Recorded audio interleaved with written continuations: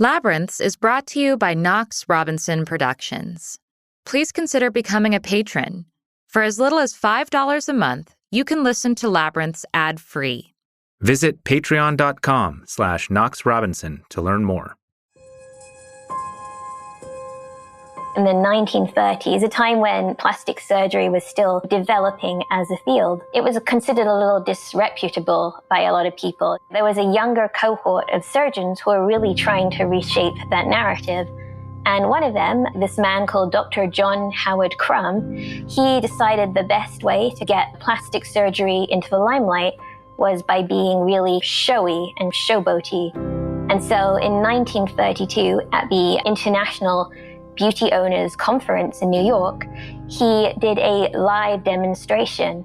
So he had about 1,000 people crowd into this really fancy hotel, I think in Midtown Manhattan, and he strode onto the stage. He had this full-piece orchestra behind him, and everything was black and spotlights. And he brought in this woman. She was pale, she was short, and her face was covered with a mask. And the surgeon, he told the audience, this lady, she has been in prison for 20 years for killing her husband. And now that she has been released, she's found it impossible to get work because of how decrepit she is. And he was like, I am going to fix this. And so with the audience in front of him, over I think 2 hours, 7 minutes, he sliced her face open and he gave her a facelift. So you'd have the smell of blood permeating, the smell of ammonia. A bunch of people fainted and had to be escorted out. And when he was finished, he turned to the audience and he described it as, oh, this transformation, she has become a new person.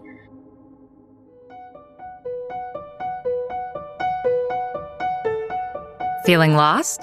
Then you're in the right place. I'm Amanda Knox. And I'm Christopher Robinson. And this is Labyrinths.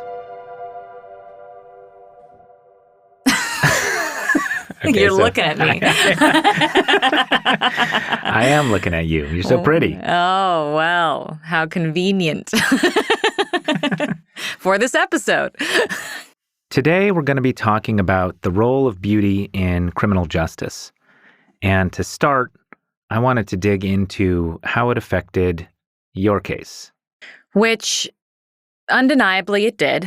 There was a reason why it ended up being in the tabloids so much, because Meredith was very pretty, and I'm also photogenic, as it were. So, of course, Foxy Noxy had those tones. There was even a book that was written about the case called The Fatal Gift of Beauty. A lot of people have speculated how appearance has impacted my case. First of all, whether or not Meredith might have been targeted as a victim or not. That's a great point. If Meredith hadn't been attractive, maybe she never would have been targeted by Rudy Guede. Sure.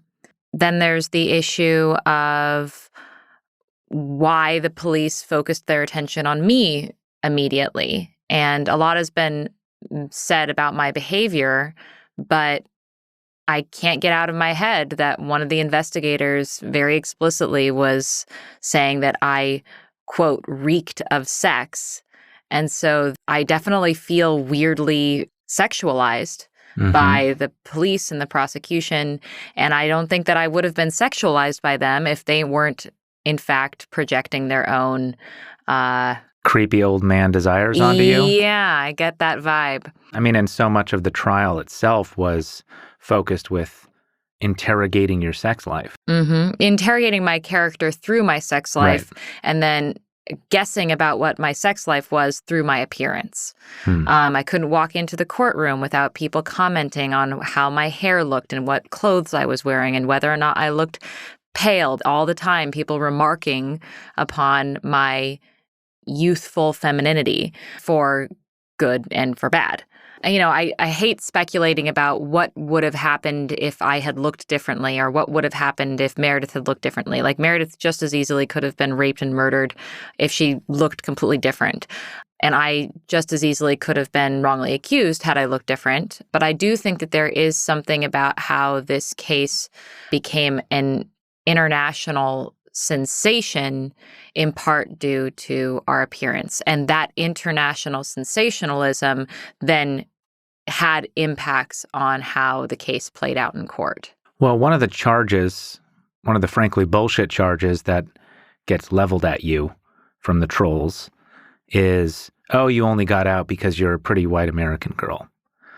How do you respond to that? And do you think that you being photogenic, being attractive in some sense, contributed to your salvation? I think that when it all comes down to it, beauty bias is that people prefer to look at you as opposed to other people.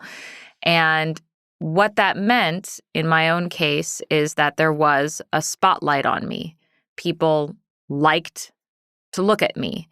And I think that translated into me being a very attractive blank piece of paper onto which people could project whatever the hell they wanted. So for better or for worse, people were looking.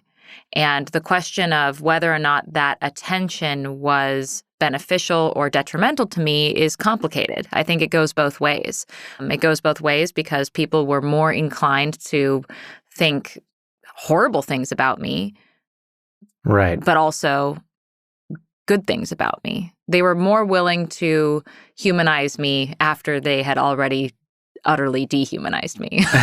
So I think it probably meant there were more people who were willing to stand up and call out the injustice. But that injustice may never have happened in the first place if you weren't targeted and put under that salacious gaze. Right? I mean, a big part of the conviction, the first conviction, and especially the second conviction, which didn't rest on physical evidence at all, was your appearance and demeanor. Mm-hmm. And that was largely code for she's a sex fiend. Mm-hmm. This invented idea of you as the sex fiend. Right. And I couldn't be a sex fiend if I wasn't attractive. Right. So, yes, I think that anyone who poses beauty privilege as being something that is a very clear-cut positive, I think my case complicates that premise. But I do think that there's unequivocal evidence out there in the world that people who are more attractive are more often given the benefit of the doubt, and they are more often given leniency and mercy than those who fit the bill of the bad person. Right. Well, like so many things, I think your case is a strange outlier that goes against the trends. Like most wrongful convictions are not women. So I'm in the exception that proves the rule? Yeah, I mean, I think in general, being an attractive person probably goes toward your favor when you find yourself in a criminal legal proceeding. You're probably more likely to get a lighter sentence or get acquitted. Well, and indeed, the data shows this. On the whole, that tends to be the trend, yeah. But when there's a heinous accusation and you're a pretty woman... People really like to pin that on you. That Salem witch spirit seems to come out. Let's talk about those eyes. Oh, you and my eyes. So everyone in my eyes, everyone really. In your eyes, right? What is up with that? Well, I think I know the answer. Okay, what is it?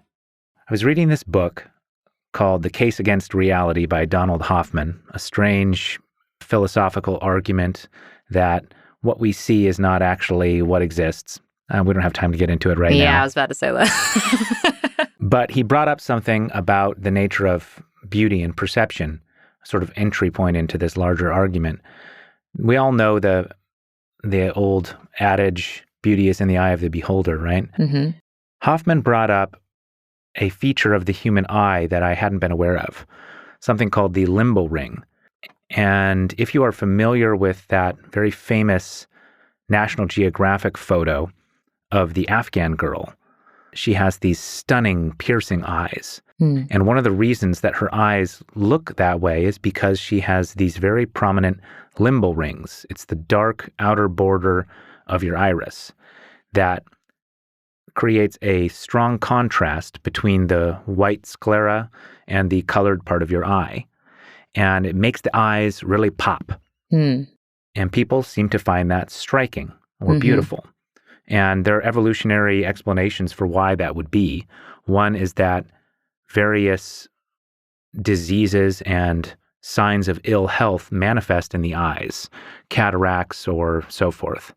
And if you can see from a distance a very stark contrast between the iris and the sclera, you know someone has really healthy eyes. And so people who happen to be born with just a stronger border, a dark border around the edge of their iris, it merely makes their eyes pop. It's a sign of health, and signs of health tend to correlate with signs of beauty. Right.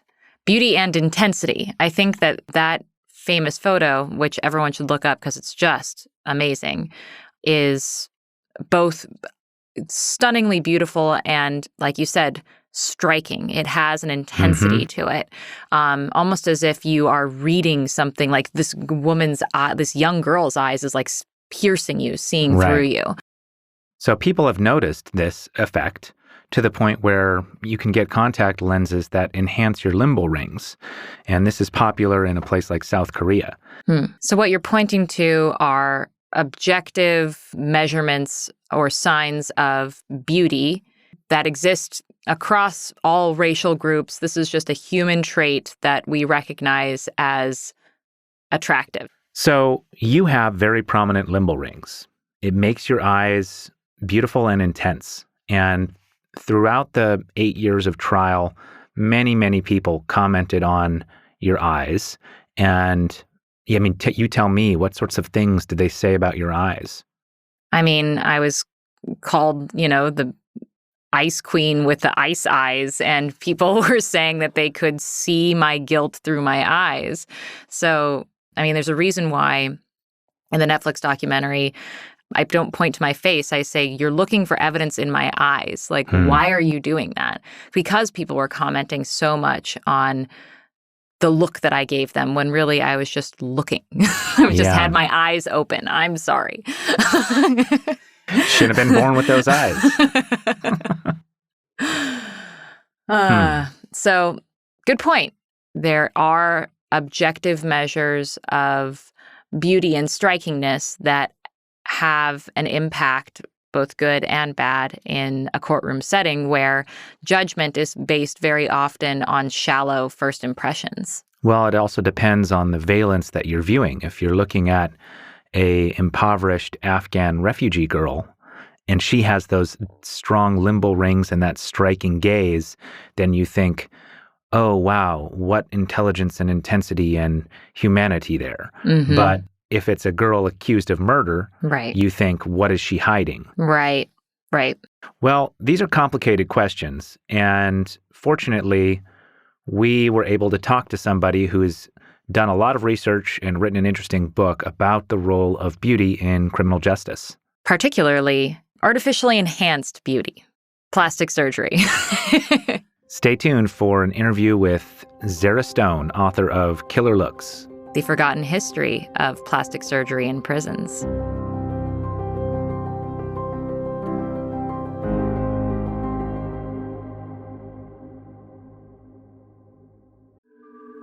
Hey listeners, thanks for tuning in. This podcast can only exist thanks to listener support. So please consider becoming a patron. Visit patreon.com/Knox Robinson.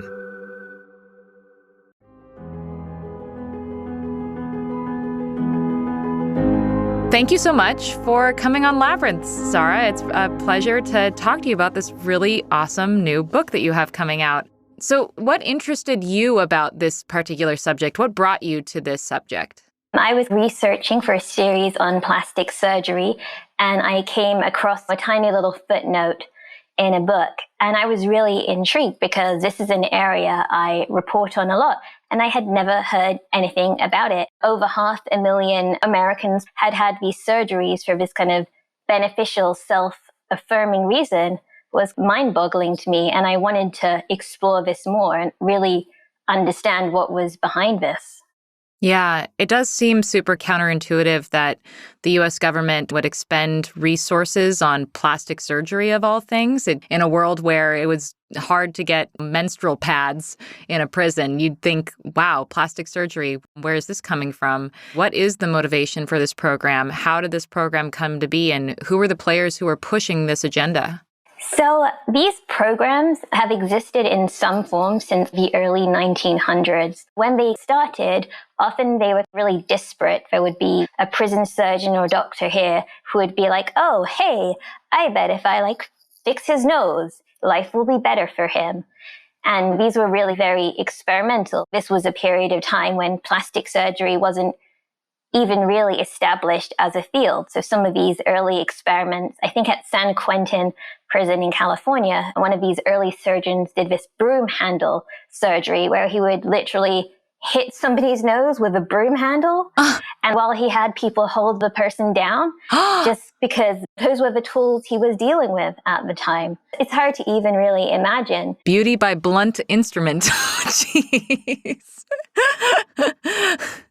And from these early beginnings, which generally were pretty altruistic, but not necessarily well thought out, it grew a greater movement starting in around the 50s and 60s when this whole rehabilitative era really was pushed. The idea then was crime is an illness that can be cured.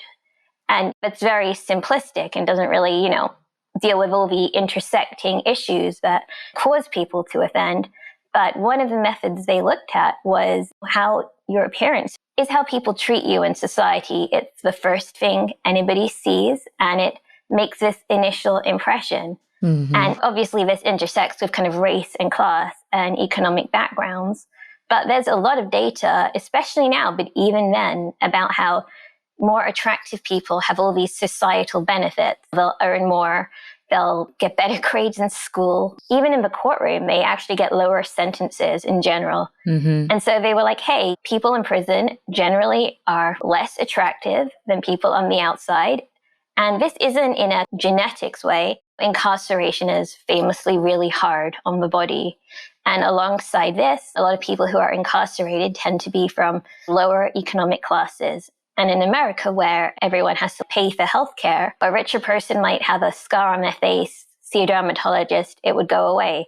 Somebody who's not as well off, they're going to end up scarred. Yeah. And so they're like, maybe we can help them because one of the best ways to keep people out of prison is employment. And people were simply not getting hired. And it was more than just the criminal record. Physically, they weren't as desirable employees. Yeah, that reminds me of a woman that I met in prison who was a Roma woman, so someone who was definitely on the fringes of society. And at a certain point, when she was in her 20s, she had broken her arm. But because she didn't have access to health care, she never actually gotten it fixed. And by the time I met her, she was in her 40s, and she just had this lame, deformed-looking arm. And I was just shocked. Also shocked at the number of people who were missing teeth. I think I was the only person there who had all of my teeth. And I had never really entered into a world before where there were these real health problems that had cosmetic presentations. And it does seem like, at first glance, providing free plastic surgery to prisoners who are legitimately socially hindered by aesthetic deformities is an incredibly compassionate measure, because we can acknowledge beauty is a privilege and it is a social currency. But you talk about how in your book there is also a dark side to this practice, the conflation of physical appearance with personality traits.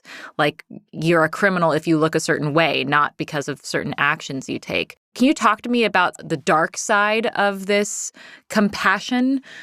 Sure. And again, this was early on in the development of the prison plastic surgeries. And this is around the time where eugenics had really taken hold. The idea that you're somehow born flawed or bad, these really horrific notions, this quasi-science that was used to perpetuate institutional racism and still lingers today in many ways. You have a nose like this or a chin like this, and so that means you're going to be a thief or a murderer, and you can't help yourself. You were just born like this, which goes against the idea that appearance is more related to privilege and background than it is related to genes. But in the early century, this was considered a cutting edge theory and, oh, we can treat this with medicine. There were classes in Harvard and Yale that were considered well respected at the time that kind of, pushed this eugenics theory. Yeah, it seems like it's almost a double-edged sword because on the one hand, if you're born with criminal characteristics, then we have sympathy for you. You couldn't help yourself. But on the other hand, it complicates the whole rehabilitative practice because it almost gives this sense of you're inevitably going to be a criminal. Yeah, and that's absolutely troubling. And it goes into the bigger issue of, can you even consent to surgery while you're incarcerated? Like ethically, even in the best case scenario, moving away from this incorrigible idea, you do not have the power. And so there's an element of, oh, if I agree to surgery, will I get paroled early? Like, will I have any of these other benefits? And that's a pretty sticky problem in itself. Was that a factor in some of these cases of plastic surgery where there was a sort of quid pro quo? If you got the surgery, you got to go out sooner? It was never as documented as that, but I have case examples of, I think there was a prisoner in Michigan, and when he got an early parole date in his hearing, they mentioned that he had had a nose job. And they weren't saying, oh, the nose job has caused these positive changes, but the fact that it was brought up at all is indicative of how they saw this as something beneficial. Is there much documentation about how the prisoners experienced this? Because a part of me also wonders, as someone who has been labeled a criminal myself, and my face and name and identity has been associated with a crime that I didn't commit, the idea that you could start over with a new identity does seem to have some kind of psychological benefit, even if it feels completely unfair. Do you know how many prisoners opted for this option? And is there any documentation from them about their experience of it? I think the idea of rebirth and transformation was a driver for the surgery, but generally people would have 1 or 2 surgeries. So the idea of completely changing their face so they're unrecognizable was really only talked about in the 1910s, 1920s, when it was quite sensationalist. So it would be like you might have a crooked nose, now it's a straight nose. You're still going to be pretty recognizable. But we do have firsthand documentation from prisoners who talked about how excited they were to have this, how they thought it would help them get women, get employed, how this is something they had, always wanted or something they hadn't even thought about, but were excited it was offered. And these programs, when they got more concrete, they were heavily oversubscribed. Like the waiting lists for these, pretty over the board, were just really, really large. At one point in your book, you talk about how this history of plastic surgery in prisons is forgotten, and it's America's dirty little secret. What makes it a dirty little secret? One of the really interesting things I discovered while I was reporting this is that there was actually quite a lot of racism involved in these surgeries, but in a more surprising way. The majority of these plastic surgeries were done on white men. And we know how disproportionately Black people are in prisons compared to white people. And this was true then. And so the idea was, this is such a great benefit and such a great gift. We want this to go to the white people. Which, is not necessarily what you would think of when you're like, oh, racist prison surgery. So what happened to this practice? The shift started in the 1980s. We had a change of president and a move away from rehabilitation into more punitive treatment. The fact that all these great 1960s, 1970s rehabilitative efforts, like they haven't done anything. We're wasting money. Let's lock people up. That was a big philosophy and driver. And these programs were seen as extraneous. And alongside this, even the documentation of these surgeries, where they were like, oh yeah, this significantly dropped recidivism, they got jobs, they got married, and all of this was really, really outraged the public. People hear this and they're like, we don't want people who've done horrible things to get this great beauty benefit that we don't get as upstanding moral citizens. That is not fair. And the bigger picture, the government pays a significant amount per prisoner to keep them in prison per year. That would be money that could go back into the public sphere. They can't separate the cost of the surgery versus the cost to them emotionally. And that was a big factor. So now that we're seeing a steering towards rehabilitation again, do you think that plastic surgery is being talked about for rehabilitation? Are you worried about that? I think it would be good if there was more conversation around this, but I don't see it really happening while people are incarcerated. I think the ethics issue is too large to realistically try and offer services to people while they're incarcerated. I could see this as once you're paroled, it being something people could opt into, and it could be a really good benefit. But I think right now, the only plastic surgery going on in prisons is for trans people, and that's a medical surgery that's not cosmetic at all. And even that is pretty hotly debated. Do you think that our criminal justice system today understands the contribution of beauty privilege? I don't think it's understood at all. I think generally we have a better idea of how racism plays into things, and how economic backgrounds play into things. But lookism, pretty privilege, it's not something people really like to confront. I've spoken to numerous psychologists, and they're like, beauty bias research is minuscule compared to any other research. And I think part of a problem is people don't really like to confront the idea of how they look, or even the fact that other people will respond to them in ways that have nothing to do with their behavior or their intelligence, but just their physical appearance. It's interesting because we're living in a social media age where beauty is more on display and more important than ever. Do you think that puts us in a position to understand this more, or are we just more deeply entrenching ourselves in the bias? It makes me think of this viral hashtag on TikTok recently, hashtag pretty privilege. And it was full of very pretty, smooth-skinned girls being like, people think I'm dumb because I'm beautiful. Or it's hard to make friends because girls are jealous. And I don't discount that these are struggles they have. They're equally centering it in the pretty sphere rather than people who that's a privilege they aspire to. There's a reason why cosmetic surgery numbers have grown and grown every year, and how 1 in 18 people has had some kind of form of cosmetic surgery. One of the things psychologists I've spoken to have said is, maybe one day we can eliminate the beauty bias, but that could take decades and a lot of people really willing to work on themselves. Whereas cosmetic surgery, that instantly gets people to where they want to be in terms of acceptance. And I was surprised that they would say that, because I thought they would be like, oh no, we should work on changing this and that. And I think they still agree we can, but in terms of effectiveness, they were pretty much, if you just want the results, like cosmetic surgery will give you that. What are some of the ways that you've seen in your research that people have been deeply, deeply impacted by either their own appearance or others' appearances in a way that seems to go against even our base instincts? This story of this tiny little baby, he had this really terrible kind of meningitis. And there was a couple of hours where everybody thought he was going to die, but his life was saved. The after effects of his illness meant that he got gangrene and his nose fell off. People think of babies as pretty cute and cuddly, and he looked a bit more like a war victim, to such an extent that his parents actually refused to take him home with them. And it wasn't that they didn't love the child, but the parents were poor immigrants. They were already struggling to make it in America, and they were just so aware that having a child would bring the kind of looks you expect from strangers was going to be hugely detrimental.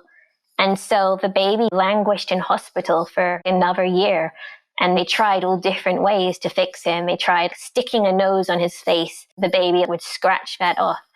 And every time they would beg them to take the baby, and they would say no. And they couldn't get social care to even place the baby because everybody considered this child to have too many health problems. So he was stuck in this terrible limbo in hospital while they tried to help him. And this is just a very innocent child. And it was all very sad. And the idea also, to be clear, wasn't that the child would never have a nose. They were like, we will give this baby a nose. We don't want to operate on a kid this small. So when he's 4 years old, we will give him a nose. That's when we'll start the operations. But the parents were just resolute. And until they figured out a fix, they just wouldn't take him home.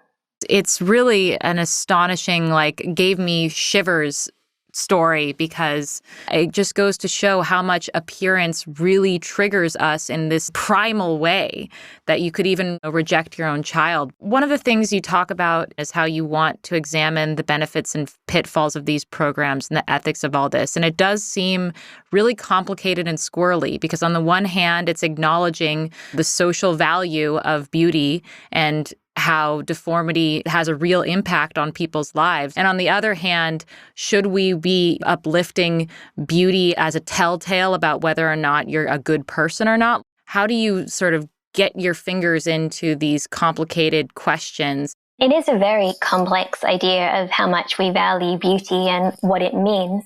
And I think it goes to show the way that people regard the incarcerated is pretty inhumane.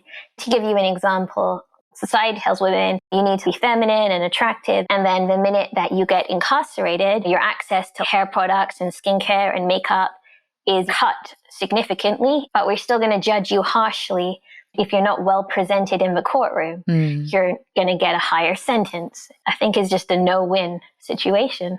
There's all these reports about people who get bailed out and then go to court in person versus people who are kept locked up and then go to court.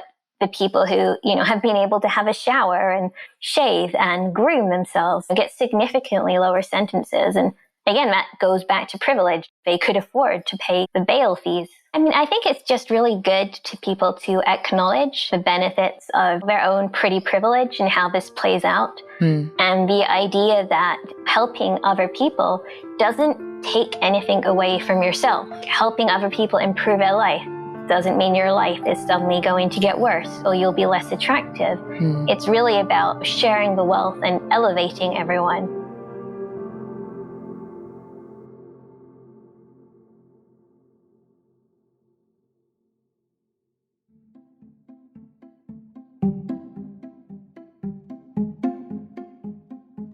The year was 2081, and everybody was finally equal. They weren't only equal before God and the law, they were equal every which way. Nobody was smarter than anybody else. Nobody was better looking than anybody else. Nobody was stronger or quicker than anybody else. All this equality was due to the 211th, 212th, and 213th Amendments to the Constitution, and to the unceasing vigilance of agents of the United States Handicapper General. Some things about living still weren't quite right, though. April, for instance, still drove people crazy by not being springtime, and it was in that clammy month that the HG men took George and Hazel Bergeron's 14-year-old son, Harrison, away. It was tragic, all right, but George and Hazel couldn't think about it very hard. Hazel had a perfectly average intelligence, which meant she couldn't think about anything except in short bursts. And George, while his intelligence was way above normal, had a little mental handicap radio in his ear. He was required by law to wear it at all times. It was tuned to a government transmitter. Every 20 seconds or so, the transmitter would send out some sharp noises to keep people like George from taking unfair advantage of their brains. George and Hazel were watching television. There were tears on Hazel's cheeks, but she'd forgotten for the moment what they were about. On the television screen were ballerinas. A buzzer sounded in George's head. His thoughts fled in panic, like bandits from a burglar alarm. "That was a real pretty dance, that dance they just did," said Hazel. "Huh," said George. "That dance, it was nice," said Hazel. "Yep," said George. He tried to think a little about the ballerinas. They weren't really very good, no better than anybody else would have been, anyway. They were burdened with sash weights and bags of birdshot, and their faces were masked, so that no one, seeing a free and graceful gesture or a pretty face, would feel like something the cat drug in. George was toying with the vague notion that maybe dancers shouldn't be handicapped, but he didn't get very far with it before another noise in his ear radio scattered his thoughts. So, That is the opening of Kurt Vonnegut's famous short story, Harrison Bergeron, which is a satirical take on equality movements. Mm-hmm. And there's lots of places you can go from this material.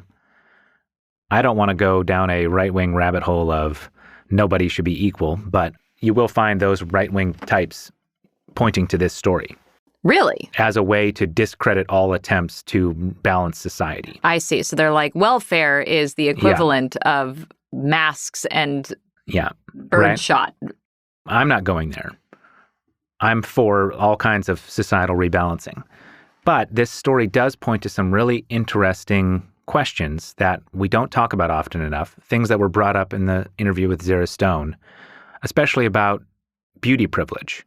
The other big one is intelligence privilege. Nobody really wants to acknowledge that their life outcomes are better if they're smarter. And that's not really fair. Some people are born with better brains than other people. Well, the counter argument to that is intelligence doesn't necessarily translate into happiness. It often translates into success in different kinds of arenas of status. You just kind of pulled the rug out from under all of this by taking it to the place of happiness because honestly, well, I think we should bookmark that for a moment. Let's come back to that. Okay, fine. I acknowledge that there are unequal outcomes based upon intelligence. Yeah, it's a vast benefit to navigate life in our modern society. Well, let's go back to the beauty privilege one, because that's the one that we're discussing. Right.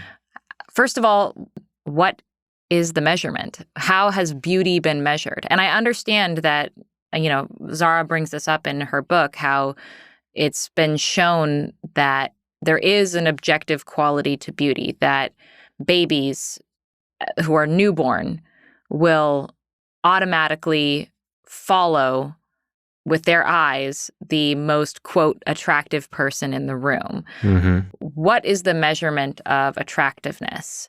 We already talked about limbal rings. We haven't discussed symmetry. It's a matrix of dozens of different factors. Limbal rings are one of them. Facial symmetry is another one of them. How flush or moist your skin looks, distance between eyes. There's all kinds of things that correlate with measurements of beauty. And the way that people study this is they just ask large samples of people to rate face A or face B more attractive. And then they look at all the data and they go, people on average tend to say that the faces with quality X are more attractive to this degree of confidence. Right? Okay. So they're able to, using all of these different kinds of measurements, determine that there is some objective measurement of beauty. And some people have more of beauty than other people do. Right. And is that okay? In the Harrison Bergeron world, they decide that's something that needs to be corrected, just like wealth inequality needs to be corrected. But why is that different? Why is wealth inequality different than beauty inequality? Just because it's easier to give somebody a pile of money than it is to remake their face? It's actually not. First of all, I think that the way one attains wealth is very different than the way one attains beauty. You are either born predisposed to being beautiful, not necessarily because you can get ill or you can not take care of yourself or whatever. There are many ways that you can lose your beauty. You can have some level of control over your beauty. You can I don't know. I think as Zara pointed out in her book, and as you know from prison, that the environment you live in and the circumstances you deal with drastically affect your beauty. And things like, do you have the healthcare opportunities to repair wounds? And do you have a good diet? And do you have the time and energy to take care of yourself? So those are all measures of wealth, though. So there's this interplay between wealth and beauty that certainly has an impact. But the point that I'm trying to make is that some people are just born with an advantage over others. Mm-hmm. Some people are just taller. We know that taller men outperform shorter men in a number of, success indicators. Certainly. So until we can go in and change people's genetics, we can't actually impact whether or not someone is going to be born equally beautiful to the next person. No, but there's all kinds of things you can do after they're born. There's plastic surgery, right? Well, can I bring this back to the criminal justice system? I think that already people are recognizing that appearances make a difference in the courtroom. We tend to make truth evaluations not based on objective evidence, but based upon a subjective, visceral response very often to what we see. And I think that as we have been getting better and better able to deal with objective evidence like DNA, the old evidence that we used to rely on to convict people and to punish people have turned out to be faulty because we can't be relied upon to be consistent as truth evaluators. We look at someone who's on the stand and we have an impression of them. Mm-hmm. And that impression informs and colors our perception of the actual objective evidence. Yeah, and if they're beautiful, it tends to give us a more positive perception of them. Mm-hmm. Probably makes us more likely to trust them. Mm-hmm. So what do we do about that? Well, we rely less on that kind of evidence, and we rely more on objective evidence. Already, I think some very interesting reformists have argued to put up blinds. Particularly, I'm thinking of E.T.L. Dror, who has famously talked about making sure that technicians and forensic experts are less in cahoots with the police, are given less information about suspects so that they can make more objective evaluations of the physical evidence. A technician doesn't need to know whether or not a suspect confessed when they're evaluating the evidence. I feel like it's a slippery slope, though, because say you have somebody testifying and you put up a screen so you can't see how beautiful they are. Well, some people are also more eloquent than other people. Mm-hmm. Should that matter? Should your eloquence be the determining factor in an assessment of your guilt or innocence? Or for that matter, should the relative eloquence or beauty of the lawyers arguing each side be visible or accessible to the jury? Because oftentimes that is a huge part of this too. How charming is the lawyer? Right. Charm is not the truth, right? Sure. And I don't know if you're arguing that it's we have to move into a world where everyone's got a buzzer in their ear for it to be equal. Well, you got two different robot lawyers who have equally monotonous voices.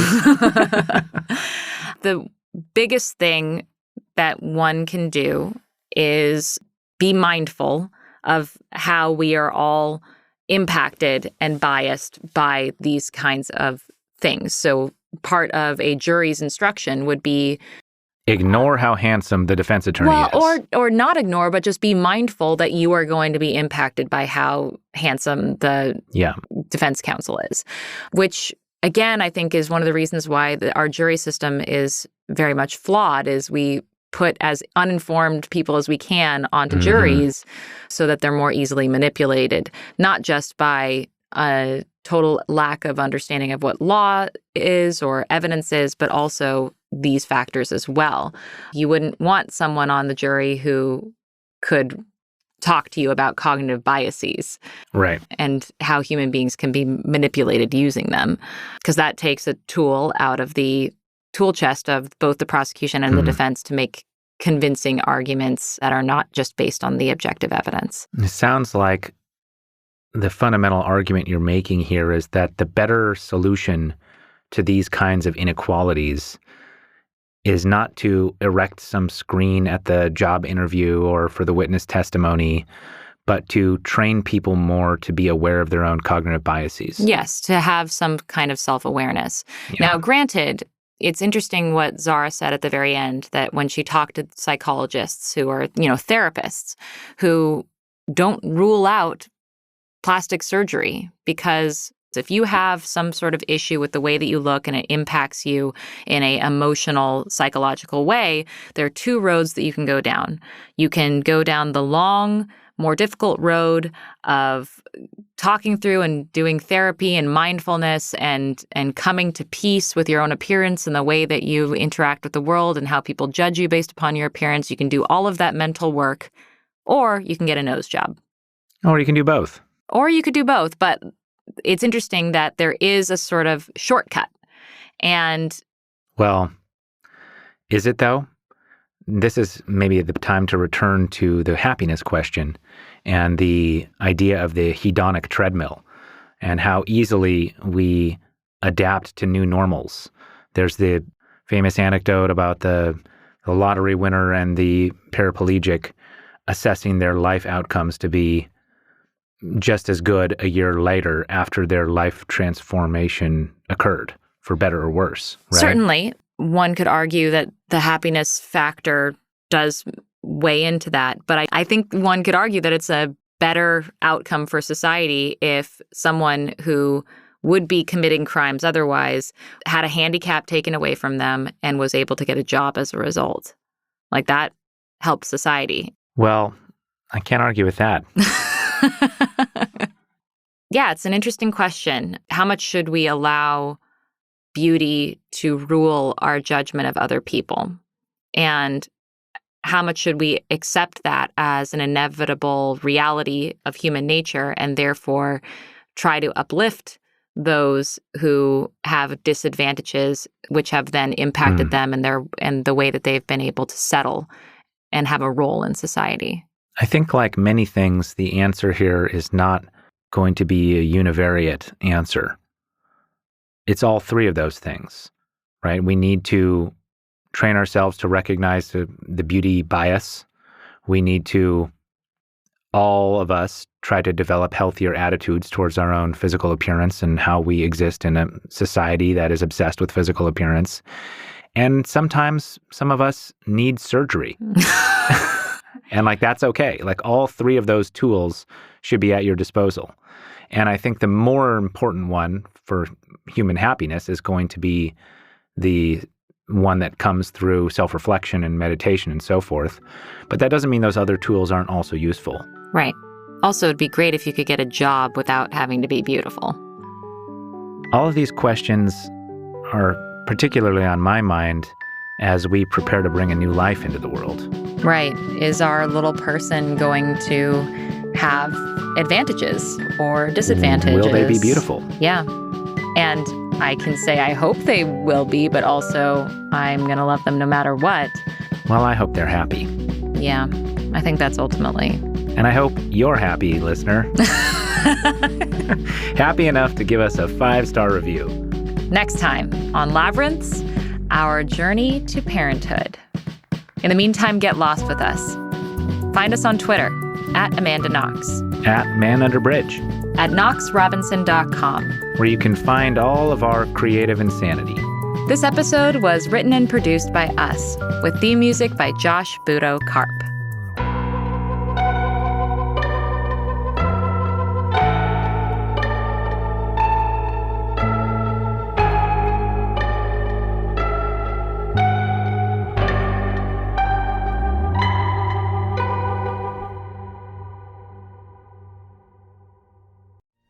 Captain's Log, Stardate 89361.5. We've encountered a fascinating alien civilization. The people of Patreon Prime are humanoid in appearance, but possess vastly greater degrees of nuance, compassion, and intelligence than any race we have so far encountered. But what is perhaps most striking is their generosity. Captain, the warp core is going critical. Warning. Divert all energy to patreon.com/KnoxRobinson.